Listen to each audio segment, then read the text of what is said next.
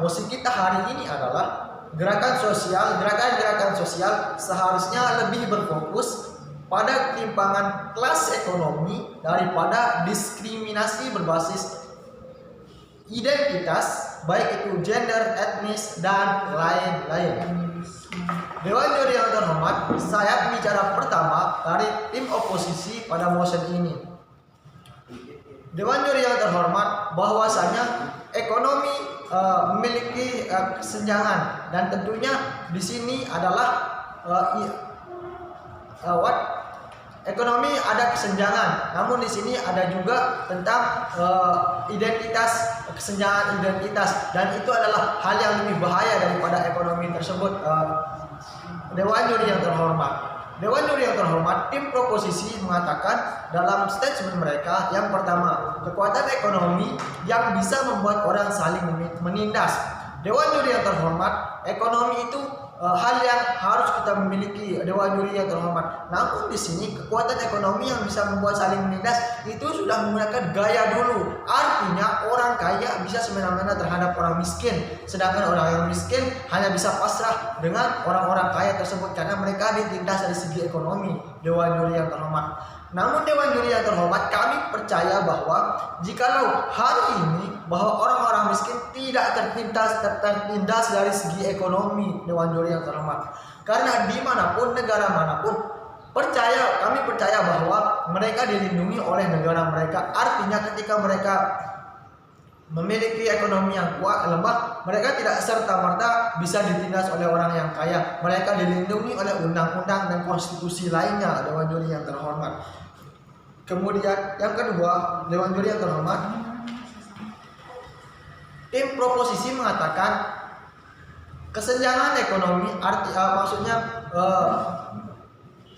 diskriminasi di bidang ekonomi, di dalam ekonomi bisa menyebabkan saling mempermainkan satu sama lain. Contoh seperti laki-laki kaya bisa mempermainkan perempuan yang miskin, dan sebaliknya, Dewan juri yang terhormat. Namun sekali lagi saat ini, hari ini yang kita lihat, bahkan di depan mata kita, Dewan juri yang terhormat, itu sudah tidak terjadi.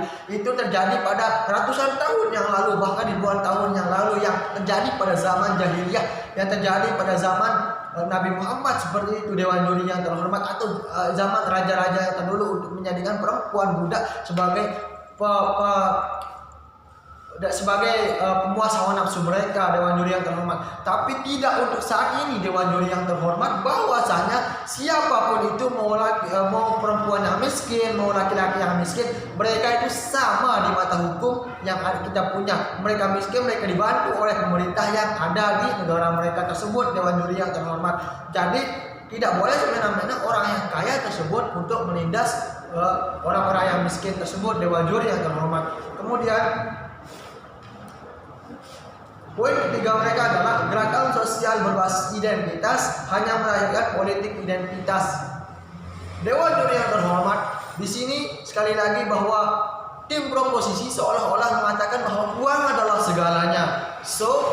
Yang lebih penting adalah mengedepankan sosial ekonomi daripada identitas. Sekali lagi, Dewan juri yang terhormat, di sini mereka mengatakan gerakan sosial berbasis identitas hanya melahirkan politik identitas. Dewan juri yang terhormat, di sini kami mengatakan bahwa orang-orang yang ingin menjadi pejabat atau pegawai negeri sipil itu berhak dari siapapun, bukan hanya dari kalangan orang kaya.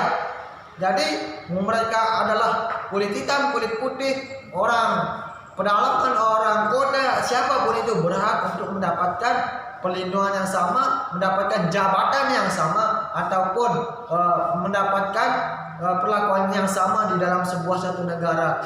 Ini karena kenapa kita hidup sudah di zaman modern yang semuanya terstruktural, semuanya sudah masuk dalam hukum dan konstitusi yang harus kita jalankan, Dewan juri yang terhormat. Baiklah Dewan juri yang terhormat, saya akan memberikan beberapa argumen yang akan menguatkan posisi kami dari tim oposisi Dewan juri yang terhormat. Yang pertama adalah menyatukan etnis dalam satu bangsa dengan cara toleransi. Dewan juri yang terhormat, untuk mendapatkan toleransi yang menyatukan dalam satu bangsa, itu artinya kita harus menyatukan etnis-etnis tersebut, Dewan Juri yang terhormat. Dengan demikian ekonomi kita akan lebih baik, Dewan Juri yang terhormat.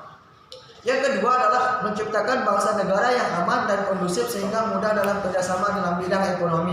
Dewan Juri yang terhormat, di sini kami percaya apabila persatuan dan kesatuan kita lakukan, maka ekonomi kita akan mudah dijalankan, Dewan Juri yang terhormat. Jadi gerakan sosial untuk ekonomi tersebut bisa kita lakukan dengan bersama-sama. Siapa akan melakukan sosial ekonomi tersebut jikalau kita masih bersuku-suku hanya memanfaatkan identitas Dewan Juri yang terhormat.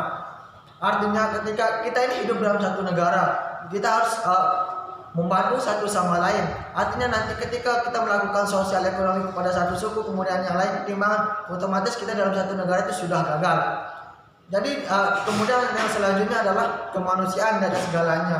Kemanusiaan itu yang utama. Jadi untuk mencegah semuanya kesenjangan ekonomi ataupun lainnya, ekonomi itu nomor 2. Saudara-saudara, ketiga kesenjangan identitas itu sudah kita satukan, toleransi itu sudah ada, Dewan Juri yang terhormat. Maka dengan gampang dan mudahnya ekonomi itu akan mudah kita bangun bersama-sama, Dewan Juri yang terhormat. Kemudian saya akan kasih satu ilustrasi Dewan Juri terhormat. Misalkan di satu negara ada 2 pulau. Pulau yang satu mendapatkan musibah dan pulau yang satunya lagi biasa-biasa. Namun karena etnis keberadaan beliau mereka pecah, atau gara-gara agama mereka pecah. Kemudian yang kena musibah terus tidak dapat bantuan dari yang agama lain. Otomatis ini akan merusak tatanan kebahagiaan dari humanity kita, Dewan Juri yang terhormat. Jadi ketika kita sudah toleransi, semuanya akan indah, Dewan Juri yang terhormat. Kita bisa saling membantu satu sama lain. Terima kasih. Saya pembicara pertama dari Tempo Posisi. Sekian.